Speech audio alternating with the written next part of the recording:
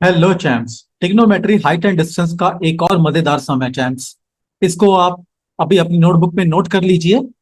और इस क्वेश्चन के साथ अब हम एक डायग्राम बनाते हैं और क्वेश्चन को पूरा समझते हैं। चैम्प्स, इस क्वेश्चन में हमें कहा गया है, एक बिल्डिंग है, मैंने उसको एबी का नाम दिया है यहाँ पर, जो 300 मीटर की ऊंची बिल्डिंग है। और इस बिल्डिंग के ऊपर आग लग गई है।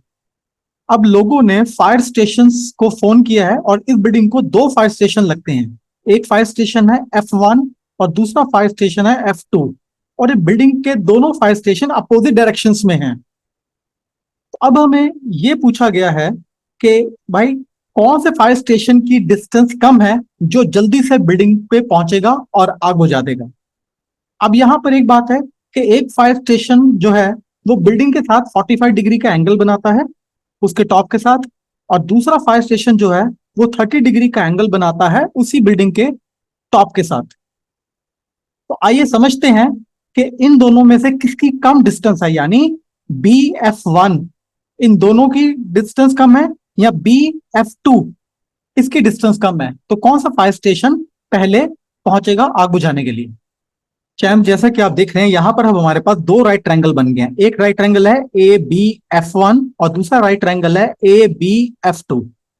चैम्प, यहां मैं आपको बात बता दूं कि यहां मैं डिटेल में स्टेटमेंट्स नहीं लिख रहा हूं, ये आपको लिख रही हैं, क्योंकि उससे क्वेश्चन बहुत ज्यादा लेंथी हो जाएगा और टाइम भी बहुत ज्यादा लगेगा। क्योंकि आपको इसमें लिखना होता है कि triangle ABF1 and triangle ABF2 is given, angle ये 45 is given, angle 30 is given, building height AB is equal to 300 is।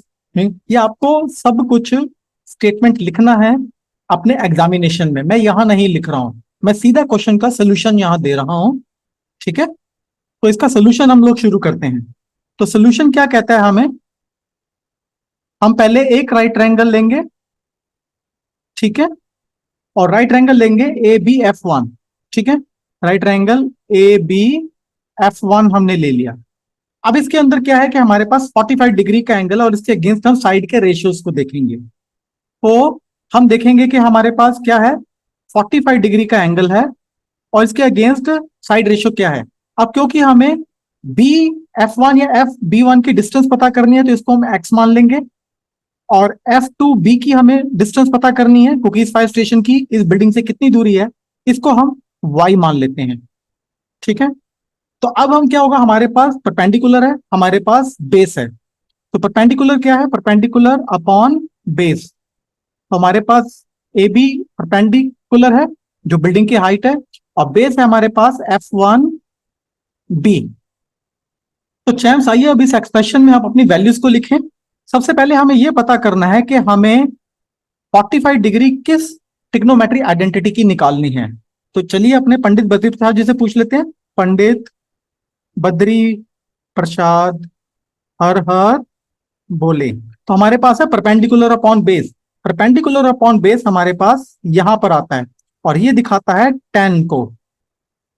तो हम 45 डिग्री के आगे लगाएंगे 10, तो 45 डिग्री की हमें वैल्यू निकालनी है।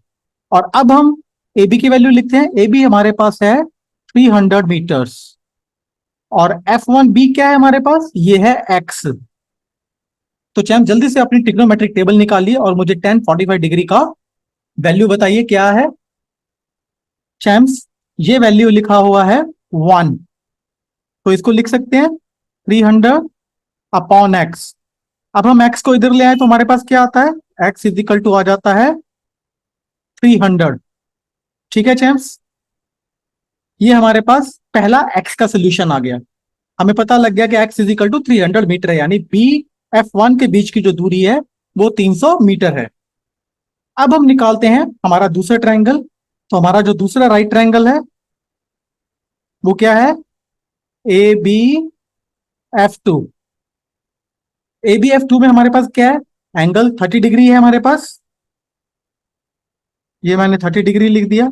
और इसमें हमारे पास वही है, परपेंडिकुलर अपॉन बेस है, परपेंडिकुलर अपॉन बेस है। और परपेंडिकुलर हमारे पास है AB और बेस है हमारे पास F2B। तो चैम्स, यहां भी आप देखिए परपेंडिकुलर बेस है तो हमारे पास परपेंडिकुलर अपॉन बेस 10 आता है। तो इसका मतलब हमें tan 30 डिग्री की वैल्यू निकालनी होगी। तो tan 30 डिग्री ए बी हमारे पास वही 300 है, और F2B हमारे पास यहां पर y है। तो आइए इसका सोल्यूशन निकालते हैं आगे। चैम्स, आगे बढ़ने से पहले हम यहां पर जरा एक लाइन ड्रॉ कर ले, जैसे हम हर बार करते हैं, ताकि क्वेश्चन का जो सोल्यूशन आपस में मिंगल ना हो जाए। तो हम इस वैल्यू में सारी वैल्यू पुट करते हैं। तो बताइए tan 30 डिग्री की क्या वैल्यू है, अपनी ट्रिग्नोमेट्रिक टेबल देखकर बताइए मुझे आप। ये है हमारे पास 1/√3, और 300 तो हमारे पास है ही है पहले से ही, क्योंकि हमने इसकी वैल्यू लिखी है, और y हमारे पास यहां पर आ जाता है। ठीक है जेम्स, तो अब इनको क्रॉस मल्टीप्लिकेशन कर लेंगे हम, तो क्या होगा हमारे पास, तो ये आ जाएगा y इज इक्वल टू 300/√3, ये दोनों आपस में मल्टीप्लाई हो जाएंगे। और मैंने आपको √3 की वैल्यू बताई थी, बोलिए क्या है, बोलिए बोलिए, शाबाश। ये है 1.732, ये तो आपको याद होगी। तो चैम्स, डेसिमल पॉइंट को हटाने के लिए हम क्या करेंगे, हम इसके नीचे 3 जीरो लगा देंगे। तो ये मैंने डेसिमल पॉइंट हटा दिया, आप भी कैलकुलेशन कीजिए। ये 3 जीरो से, ये 2 जीरो से 2 जीरो कैंसिल हो गई हैं। अब हमारे पास यहाँ पर क्या है, 2 5 10, 2 8 16, 2 6 12 एंड 2 6 12। ठीक है, और अब हम 866 को मल्टीप्लाई करेंगे और उसे 5 से डिवाइड कर देंगे। तो हमारे पास आ जाता है 3 मल्टीप्लाई बाय 866 डिवाइड बाय 5। आगे कैलकुलेशन कीजिए चैम्स। तो ये कंप्लीट वैल्यू हमारे पास आ जाती है क्या, बोलिए, 2598 divide by 5।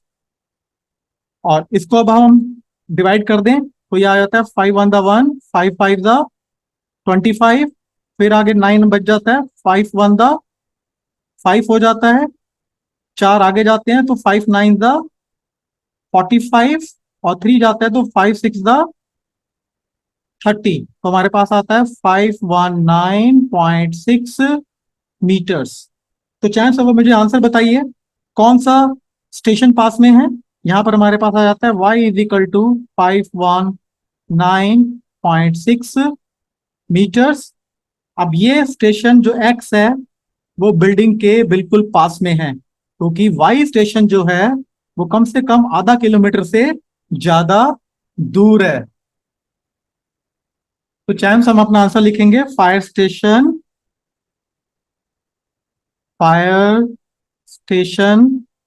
F1 is the closest station which is F1 कितना मीटर्स है, दैट इज 300 मीटर्स। ये हमारा आंसर लिखा जाएगा। तो चैम्स, आंसर इसी फॉर्मेट में लिखना जरूरी है, चाहे आप हिंदी में लिखें या आप इंग्लिश में लिखें, कि फायर स्टेशन F1 सबसे नजदीक स्टेशन है बिल्डिंग के, और जिसकी डिस्टेंस है 300 मीटर। तो चैम्स, मुझे आशा है कि आपको ये सारे स्टेप्स अच्छी तरह से समझ आ गए होंगे। आप इस क्वेश्चन की प्रैक्टिस कीजिए। एक और इंपॉर्टेंट सेशन में मिलता हूं। Till then bye and take care.